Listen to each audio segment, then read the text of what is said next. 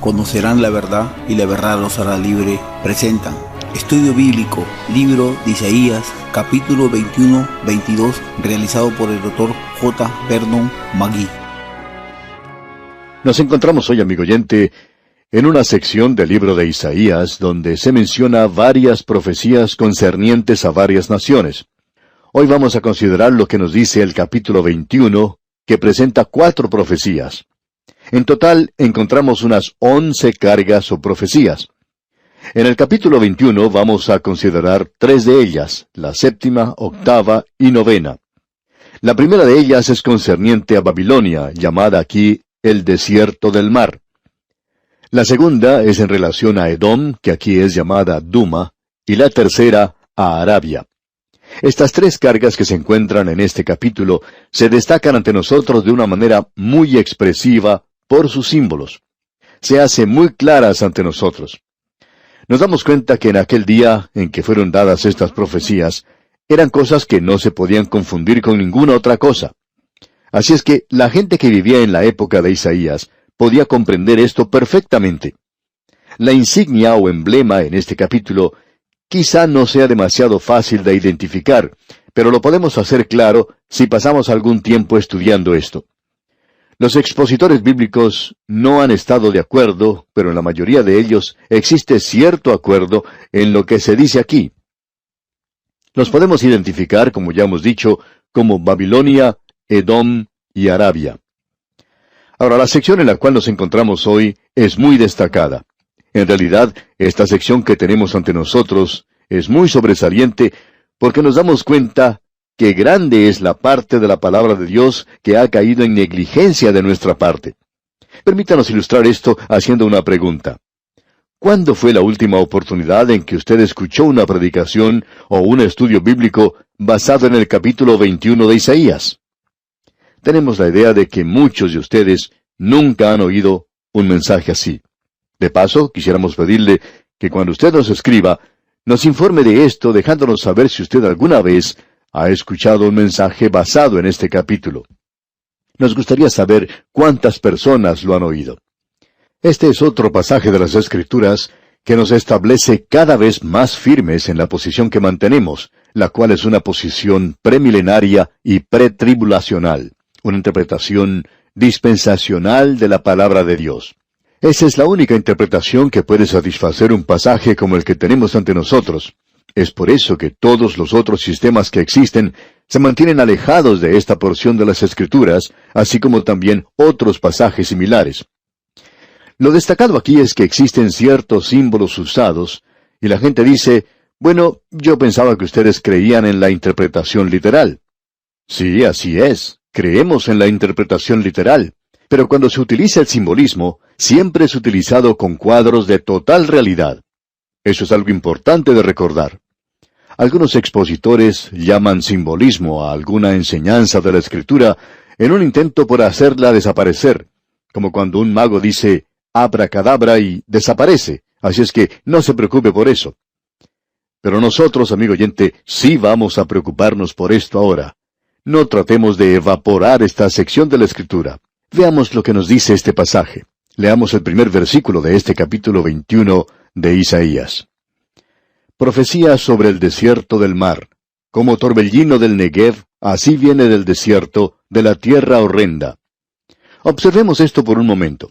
El desierto del mar. Esa es una expresión un poco extraña. Es como decir la sequedad del agua o cuán seca es el agua.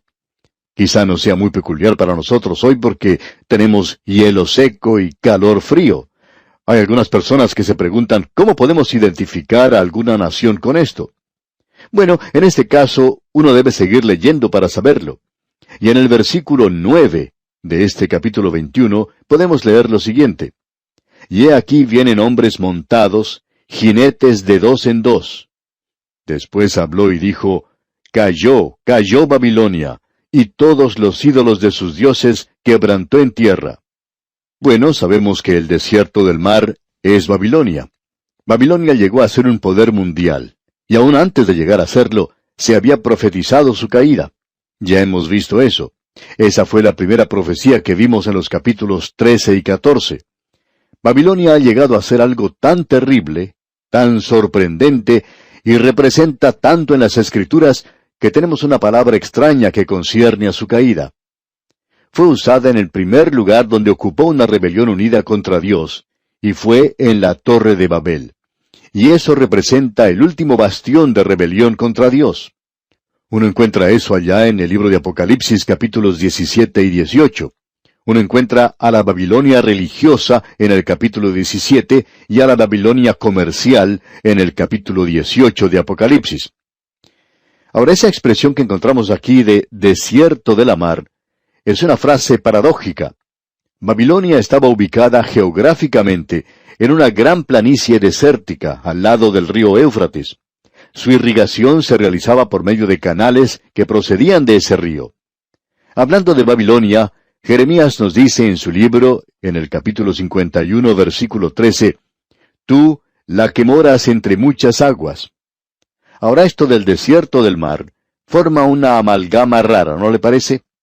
Esta misma unión del desierto y mar es realizada por Juan en Apocalipsis, por ejemplo, en el capítulo 17, versículo 3, donde dice que fue llevado en el espíritu al desierto y que allí vio a una mujer sentada sobre una bestia escarlata.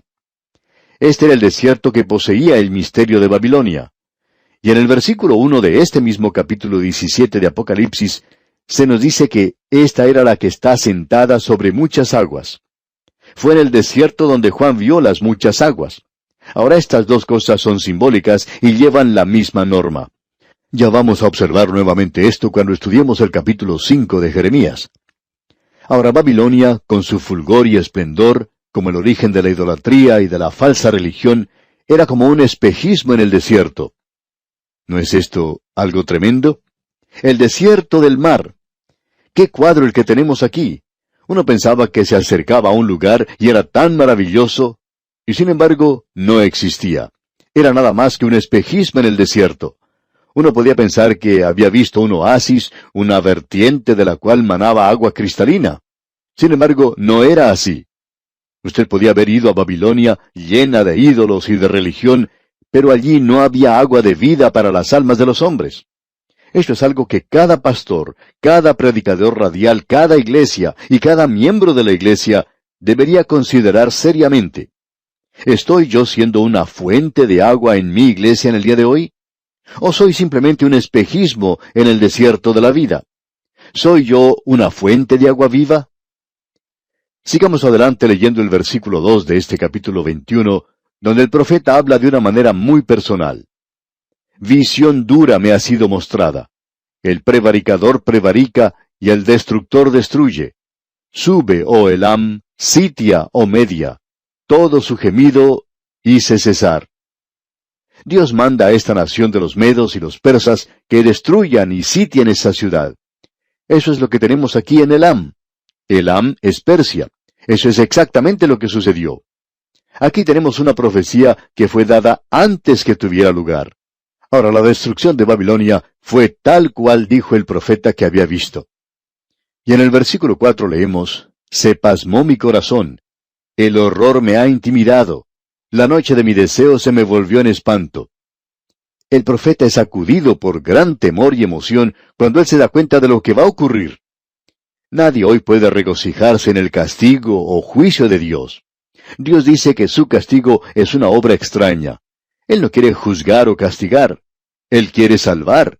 Él no quiere juzgarle a usted, amigo oyente. Pero esto está en sus manos. Puede decir que está en las manos de la nación también. Y en el versículo 5 leemos, «Ponen la mesa, extienden tapices, comen, beben. Levantaos, oh príncipes, ungid el escudo». El relato aquí es como si el profeta estuviera relatando lo que está viendo con sus propios ojos cuando ocurrió la destrucción de Babilonia, como se encuentra en el capítulo 5 de Daniel. Usted debe recordar que esto fue escrito como 200 años antes de tener lugar. Y durante el transcurso del banquete del rey Belsasar, el general de los medos desvió el cauce de los canales y después hizo marchar a los ejércitos debajo de los muros de la ciudad. Y con un ataque de sorpresa pudo dar muerte a los hombres y mujeres que encontraban en el camino. Esto es algo que Dios había dicho que iba a ocurrir. Es así que leemos en el versículo 9 de este capítulo 21 de Isaías: «Y he aquí vienen hombres montados, jinetes de dos en dos». Eso es lo que el centinela observa desde la muralla de la ciudad, el que está relatando a la gente que está adentro lo que él está observando. Él dice: «Al mirar hacia el desierto, veo acercarse a jinetes de dos en dos». Esos son mensajeros, y cuando llegan, dan su mensaje. Y leemos en los versículos 9 y 10, «Y aquí vienen hombres montados, jinetes de dos en dos».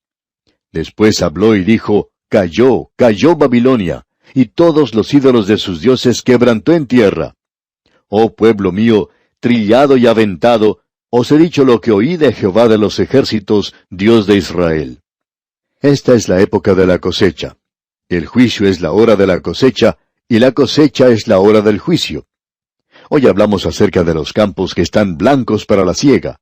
En realidad nuestro Señor dijo eso al final de la era de la ley, cuando se acercaba el juicio contra esta gente que había tenido la ley por unos 1500 años. Y Él dice: «Ha llegado la hora de la siega». Y ellos deberían salir de ese lugar. Nuestra tarea hoy es la de sembrar, y es por eso que nosotros estamos ahora presentando la palabra de Dios. Y ese es el cuadro que tenemos aquí. Ahora en el versículo 11 dice: «Profecía sobre Duma, me dan voces de Seir, guarda, ¿qué de la noche? Guarda, ¿qué de la noche?». Ahora, ¿qué quiere decir esta palabra Duma? Esa palabra es una palabra simbólica. A Isaías le gustaba realizar juegos de palabras. Ya hemos visto esto con anterioridad. Él hacía esto para presentar un mensaje, y lo hacía con el propósito de darle un mayor significado. La palabra Duma aquí significa Edom. Duma significa silencio. Esa es la intención, el propósito que tiene Isaías al usar esta palabra. Edom es aún una tierra de un silencio mortal. Ahora, Seir quiere decir velludo, escabroso. Usted recuerda que Esaú fue el primer Seir, como se menciona en Génesis capítulo 25. Él era un hombre velludo. Esaú moraba en el monte Seir. Eso lo leemos en el capítulo 36 de Génesis, versículo 8. También es una tierra que era castigada por fuertes tormentas. El silencio y las tormentas. ¡Qué juego de palabras! ¡Qué mensaje! Es obvio que lo que aquí se menciona es en cuanto a Edom. De la tierra del silencio y las tormentas se presenta esta pregunta que se repite 2 veces. Guarda, ¿qué de la noche? Es decir, ¿cuánto tiempo hemos pasado en la noche? ¿Cuánto falta hasta que la gloria de Dios sea revelada y el sol de justicia se levante con sanidad en sus alas? Y leemos entonces en el versículo 12, el guarda respondió: «La mañana viene, y después la noche. Preguntad si queréis, preguntad. Volved, venid». La mañana y la noche ya vienen, y lo que será gloria para algunos, será la perdición para otros. Lo que será vida para el pueblo de Dios, será la noche para el elamita, el hombre de carne que le ha rechazado. ¡Qué mensaje el que tenemos aquí! Luego en el versículo 13 leemos: «Profecía sobre Arabia. En el bosque pasaréis la noche en Arabia, oh caminantes de Dedán». No hay dificultad en identificar a Arabia, pero nuevamente debemos decir que esta es una palabra con doble significado. También puede significar el ocaso, con solo cambiar las vocales en el idioma hebreo. Tenemos que aclarar que el idioma hebreo es un idioma sin vocales, con solamente consonantes. Es necesario poner vocales en las palabras, agregarlas al idioma, y eso es lo que Maseres, los eruditos, hicieron. El hebreo es un idioma suficientemente difícil para nosotros, y lo sería mucho más aún si no tuviera esas vocales que se le agrega a las palabras. Aquí es algo muy obvio.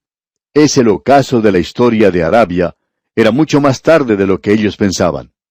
Ahora, Arabia era la tierra de los ismaelitas. Ellas eran tribus del desierto, los árabes modernos. Es interesante notar que Dios nos habla de ellos. Y nos gustaría pasar tiempo hablando de esto, que aquí tenemos a otro hijo de Abraham, a Ismael. Y estos 2 hijos de Abraham, Isaac e Ismael, nunca se pudieron llevar bien. Tampoco pueden hacerlo sus descendientes. Y nos preguntamos nosotros si Abraham pudiera mirar lo que sucede aquí en la tierra, si él pensaría que ese pecado que él cometió fue un pecado pequeño. Amigo oyente, el pecado nunca cesa de obrar en la historia humana. Ahora, en el versículo 14 de este capítulo 21 de Isaías, leemos: «Salid a encontrar al sediento, llevadle agua a moradores de tierra de Tema, socorred con pan al que huye». Ese era el juicio que se aproximaba para esta tierra y su gente. Este capítulo de belleza poética, de tristeza del corazón, no debería terminar en una nota así. Puede que sea el ocaso aquí, pero el día de Dios es contado como la tarde y la mañana. Y fue la tarde y la mañana un día, leemos en Génesis 1:5. Ahora se acerca la mañana y llega el nuevo día. La noche del llanto cesará y amanecerá el nuevo día. El ocaso del fracaso, el pecado y las tinieblas del hombre terminará, y la mañana de Dios entrará por medio del sol de justicia. Ahora, en el capítulo 22 tendremos la carga o la profecía del Valle de la Visión. Esto es Jerusalén. Esta profecía se refiere a Jerusalén, como veremos más adelante. Tenemos aquí la carga del Valle de la Visión, es decir, Jerusalén, en los primeros 14 versículos. Luego tenemos un resumen del caso de Sebna y Eliakim. Como ya hemos dicho, este Valle de la Visión se refiere a Jerusalén. Y usted nos va a preguntar, ¿y cómo saben eso? Bueno, el versículo 4 nos dice, escuche usted: «Por esto dije, dejadme, lloraré amargamente. No os afanéis por consolarme de la destrucción de la hija de mi pueblo». Eso, por supuesto, es Israel. En los versículos 8 hasta la primera parte del versículo 10 nos dice: «Y desnudó la cubierta de Judá, y miraste en aquel día hacia la casa de armas del bosque. Visteis las brechas de la ciudad de David que se multiplicaron, y recogisteis las aguas del estanque de abajo, y contasteis las casas de Jerusalén». Ahora esto nos dice que el juicio que vendrá también concierne a Jerusalén. Ezequías en realidad tomó todas las precauciones que son mencionadas aquí para defender a Jerusalén. Usted recuerda que él edificó un muro alrededor de la fuente para que ellos no se quedaran sin agua, y aún hoy uno puede ver eso en esa tierra. Bien, vamos a saltarnos algunos versículos para mirar por un momento al último juicio o castigo, aquello que se menciona sobre Sebna y Eliakim. El versículo 15 de este capítulo 22 dice: «Jehová de los ejércitos dice así: Ve, entra a este tesorero, a Sebna el mayordomo, y dile». Usted debe notar que Sebna era el secretario del tesorero y un político sin mucha importancia bajo Ezequías. No vamos ahora a observar eso, ya que lo vimos allá en el segundo libro de Reyes, capítulo 18, versículo 18. Y los volveremos a ver una vez más en el capítulo 36 de este libro de Isaías. Así es que esperaremos hasta entonces. Pero en el versículo 16 de este capítulo 22 de Isaías leemos: «¿Qué tienes tú aquí, o a quiénes tienes aquí, que labraste aquí sepulcro para ti, como el que en lugar alto labra su sepultura, o el que esculpe para sí morada en una peña?» Sebna estaba construyendo una tumba, un sepulcro, para perpetuar su memoria, y eso es irónico, porque él murió y fue sepultado en otro país. Luego, en los versículos 19 y 20 leemos: «Y te arrojaré de tu lugar, y de tu puesto te empujaré. En aquel día llamaré a mi siervo Eliakim, hijo de Hilcías». Creemos que lo que tenemos aquí es simplemente un cuadro del Anticristo. Y luego tenemos un cuadro del Señor Jesucristo. Escuche lo que dicen los versículos 21 y 22 ahora. «Y lo vestiré de tus vestiduras, y lo ceñiré de tu talabarte, y entregaré en sus manos tu potestad. Y será padre al morador de Jerusalén y a la casa de Judá.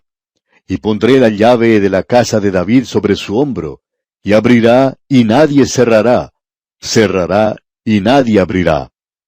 El Señor Jesucristo le dijo a la iglesia de Filadelfia, allá en el libro de Apocalipsis, usted recuerda, que Él tenía la llave de la casa de David, el que abre y ninguno cierra, el que cierra y ninguno abre. Y Él también le dijo a la misma iglesia de Filadelfia que tenía poca fuerza. Eso es algo que se puede decir de nosotros también. Nosotros tenemos poca fuerza. Pero Él dice que nadie será capaz de cerrar o abrir. Esto nos habla del Señor Jesucristo. ¡Y cuán maravilloso es! Vamos a leer ahora el último versículo de este capítulo 22 de Isaías, el versículo 25, que dice: «En aquel día, dice Jehová de los ejércitos, el clavo hincado en lugar firme será quitado. Será quebrado y caerá, y la carga que sobre él se puso se echará a perder, porque Jehová habló. Esto se refiere a Sebna. Él es un cuadro del anticristo, y hay muchas personas que van a confiar en el anticristo, le mirarán y pensarán que él es Cristo, pero no es más que un clavo que va a caer. Usted quizá ya haya tenido esa experiencia. Pone un clavo en una pared, y luego coloca algo pesado en él, y todo se cae al piso. Bien, el Señor Jesús es el clavo en el lugar firme. Sebna no lo es, ni tampoco son los demás. Permítanos preguntarle, amigo oyente, ¿está usted colocando todo lo que tiene en un clavo que está en un lugar seguro? Hay muchas personas que no lo están haciendo. Están colocando todo lo que tienen en algo que no es seguro. Hay algunas personas que confían en lo que poseen, otros que confían en un predicador, y luego descubren que éste no era un clavo hincado en un lugar seguro. Pero, amigo oyente, Cristo sí es un clavo en un lugar muy seguro y muy firme. Y esperamos que usted, amigo oyente, ponga todo lo que tiene en él. Y aquí nos detenemos por hoy, amigo oyente. Es nuestra oración que el Señor le bendiga en gran manera.